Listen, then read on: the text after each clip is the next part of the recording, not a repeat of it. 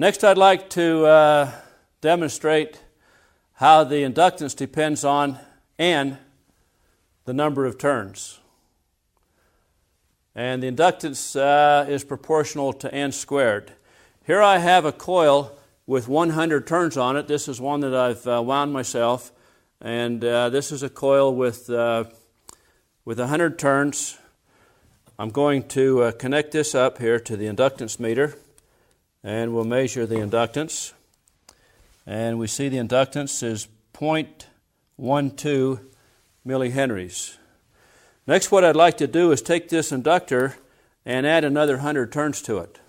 So to do that, I'm going to take some wire off of this coil of wire here, and I'm going to hook this up here.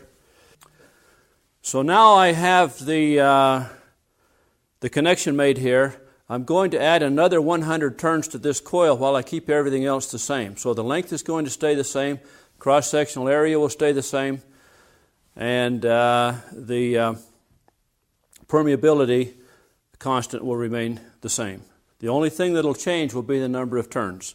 So I'm going to add another 100 turns. 1, 2, 3, 4, 5, 96, 97, 98, 99, 100. So I have now 200 turns on here where I originally had 100 turns. So now we're going to compare the inductance with 200 turns to that we had earlier with 100 turns. I remind you that earlier the inductance was 0.12 millihenries, and now let's measure the inductance with 200 turns. It looks like it's about 0.48 millihenries, which is what we would expect. With the inductance being proportional to N squared, if we double the number of turns, then we expect the inductance to increase by a factor of 4, showing the proportionality between the inductance, L, and the number of turns, N.